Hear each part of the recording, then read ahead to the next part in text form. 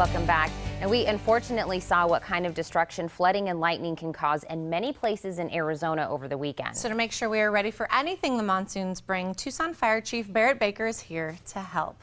Now, all right, Chief, I have to admit something to you. When I hear thunder, the first thing I do is I go and I start unplugging my electronics. I'm really bad about kind of like looking ahead at the weather, but you're here to tell us it's super important that we do that because of indoor safety. So let's talk about that. Sure. So when the storm's coming in, if you are going to unplug your appliances, electronics, make sure you do that well in advance, because actually during the storm, it's probably too late to do that.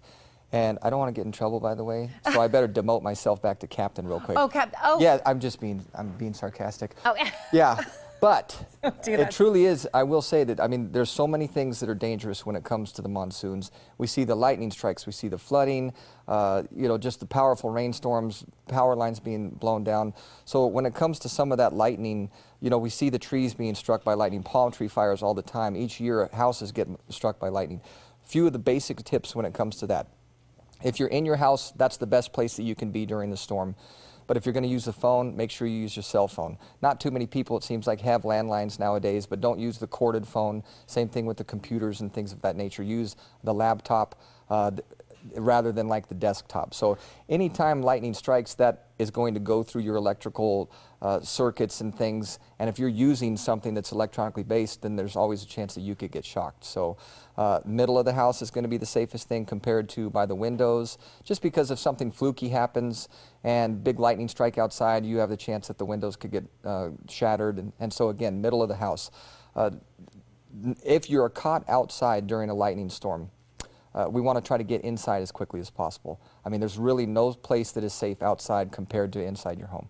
It is. And I was kind of telling you during the commercial break that someone told me on Monday that they were told by their mom all growing up that when there's a storm outside not to get into the shower. Sure. Is that really something that's true? Yeah, not something that you would see very, very frequently. But again, water and electricity don't mix. Lightning, that's going to technically, that can conduct through the piping in your house. Okay. So if you're in a bath or a shower, you know, that's not the place to be. So that's one of those other things as well. Location in the house, what not to use electronically, but avoid doing the dishes, avoid taking the shower. Anything that has to do with water and pipes, we're going to avoid during those storms. I have to admit, I didn't know that. I'm glad you're here. We're learning things this today. Is really what is I don't know what the expression is, but we're never too old to learn something new every day. I think that's... Pretend you're not calling me old right now. Yeah, look at me, look at me.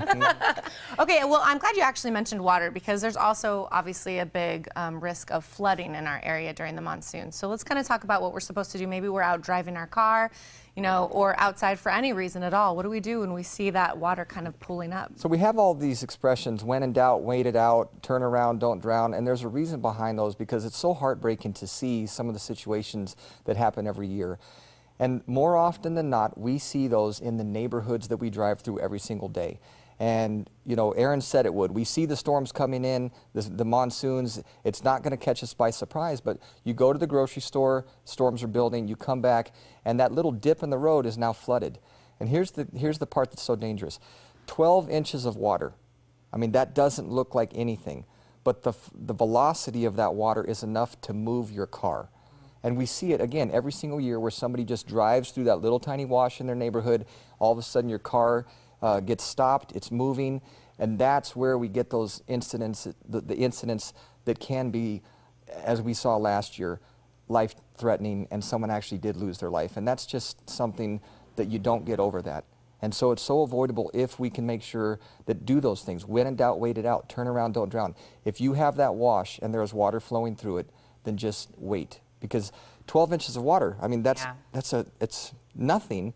And yet when it's flowing that fast, we're talking several thousand pounds that can move. If that is the case, now we've lost control of the situation. And when you're swept down a wash or down, you know, obviously that's just, now we're going to have to be lucky in order to come out of that alive.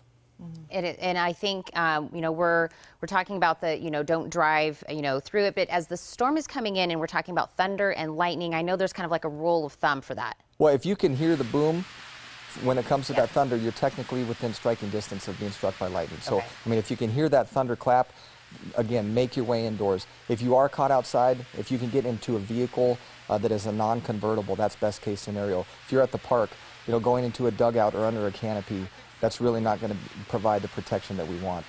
And just getting back to that flooding, and I don't want to get emotional, but we really did have to cover somebody that lost their life last year. And so when we talk about the fact of when in doubt, wait it out and turn around, don't drown, having to speak with that family and realizing that they don't have their mom, you know, really heartbreaking. It's real. And so every year we'll go to these situations where someone is in a vehicle and they're afraid for their life. And to be able to get them out of that situation, it's the best feeling in the world. But if we can prevent one person from putting themselves in that position, then we've done great work today by talking about it.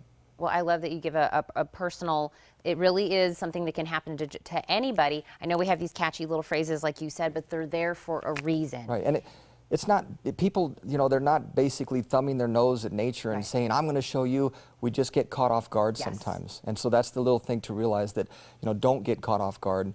When those storms are coming in, don't go to the grocery store, don't go shopping, just wait a little bit, because we know that they come in, they hit very hard, and then they leave very quickly. So if you can just postpone that, then you're going to keep yourself safe. The Smart Captain, thank you again so much. And always. Thank you for sharing your personal experience. Sure. Always also. Great. Thanks. For more information about the monsoon season and other safety tips, you can go to fire.tucsonaz.gov.